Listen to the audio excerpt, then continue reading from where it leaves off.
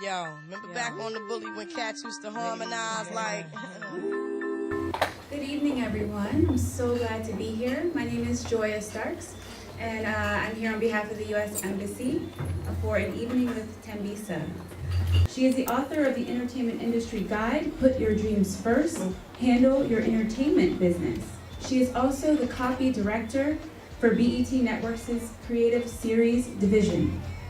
Before that, she was the senior copywriter at Sony Music, and her campaigns there contributed to the sales of more than 150 million album sales for a host of artists that we all know, like Beyonce, Nas, Jill Scott, Babyface, and Lauryn Hill.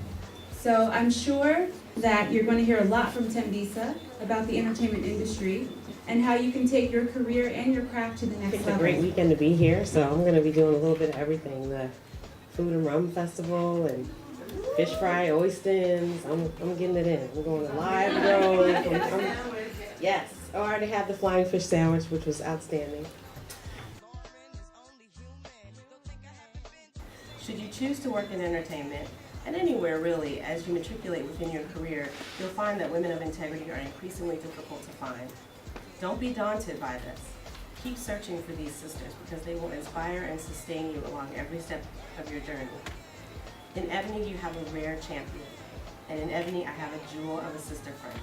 So with that, I wish to thank her for this opportunity and for being able to be here with you this evening. So please give Ebony Rowe, founder Penny Jam, a round of applause. My education didn't just teach me about the world. It taught me how to think, how to question authority, how to solve problems, how to connect with people different from myself, how to be resourceful, inventive, and powerful. Powerful because no one can take away what you know once you know it. This is why you see so much effort put into keeping young women uneducated. It can be as subtle as a teacher picking a boy's raised hand over that of a girl in class, or as brutal as shooting a 14-year-old girl in Afghanistan named Malala for wanting a chance to even raise her hand in class. Yes. Educating yourself is a lifelong process and a golden opportunity you should always look to take. I've been fortunate to accomplish a great deal in entertainment, but I literally just finished a film producing program last year because I wanted to learn filmmaking. I don't take for granted that I know enough to stay competitive. I make sure I know enough by continuing to learn. And by being here today, you're doing the very same thing. Here's another one. Let's see. This is from, you probably recognize this from the Everything is Everything video. This is a still photo from that shoot. The next chapter of an incredible true story, Lauryn Hill, Everything is Everything. And I love this photo just because, she just looks so vibrant and happy. And I think it's very rare to see women of color vibrant and happy. So often we're portrayed as being broken or, having problems. And how she is now. Well, I mean, that's not to say that it doesn't happen, but I'm just saying, can we get a little balance in terms of the representation? Because at some point, Lauryn is happy. Can we see that picture? Right. So, that was sort of one of the reasons I like that ad too.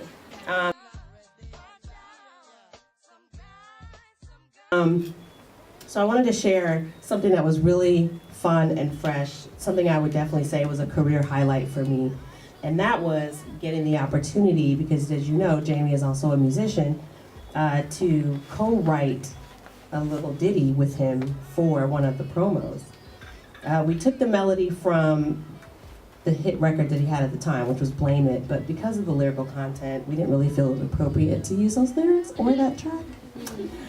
So we took the melody from it, which was our way of acknowledging that that was what he was promoting at the time.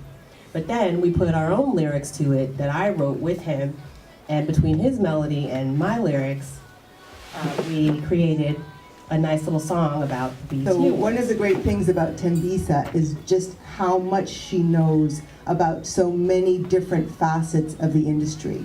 And one of the things that I don't feel you guys get is that it's really only about 10% talent and about 90% the rest of the star maker machinery that goes into the type of superstar success that some of you might be looking for. Who here is an artist or aspiring artist? Oh, wow. Okay, so that's the majority. So the majority of the people are under 30 and the majority are aspiring artists. I know that we have a manager in the back of the room there, Mr. Barry. So the machinery works to honor the commitment between the artist and the label to drive success. Now, there are other things involved, like that coachability, that flexibility, that integrity I spoke about. The artist has to be clear on what their mission and their objective is. They also have to deliver high quality products. I also would like to take this moment to introduce Melissa Bell. Melissa, you want to stand up? Melissa literally just got off the plane. Melissa performed at Honey Jam in Canada, and the Barbados Tourism Authority sponsored Honey Jam Canada because they want to promote to the Canadian market, and Honey Jam Canada is promoted nationally. So what they did was they gave us a little bit of money, and they also did a contest. So all of the girls had to participate in a Get Me to Barbados campaign. They had to do Twitter and YouTube and stuff. And Melissa got over 30,000 views on her YouTube. And so she was hands down the winner. The other girls got like 30 or 200. So there was no contest at all. Wondering if you think that, thank you, if you think that you have to classify your music into like a specific genre before you can really begin to formulate like a brand. In terms of how the music industry is set up, it's still very compartmentalized.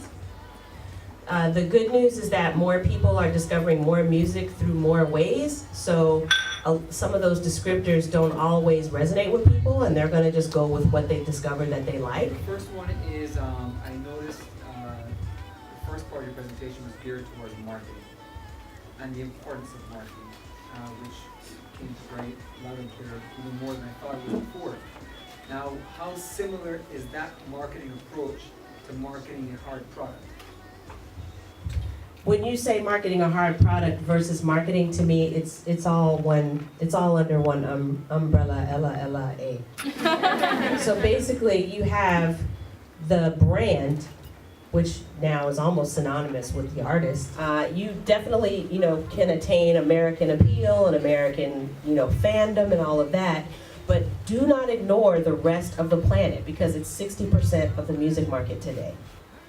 And that means that if you want to start with the Caribbean, great. You want to start with the UK, great. They love the Caribbean. Go for it. And then you want to bounce back, okay, sensation all over the world, now comes to America. Great. We're not mad at that. Oh, you already blew up somewhere? Well, let me find out why they checking for her. Okay then. So there's more than one way to skin a cat, as it were. Don't be like fixated on the United States per se, because we are not the market share leader.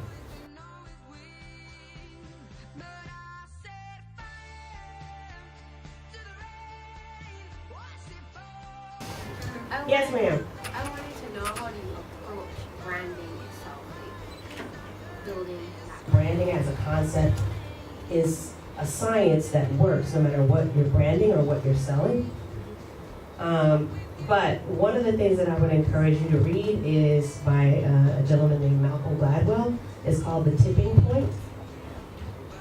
He has another book called Outliers, which is also a really great view into, how certain phenomena emerge and how marketing and branding help those phenomena to emerge and how people capitalize off of those emergences based upon, certain alignments in the world with trends, with population, with marketing, with promotion, so on and so forth. Just sort of like as a layperson's primer to get into what is branding and how does it occur and what kinds of things go into it.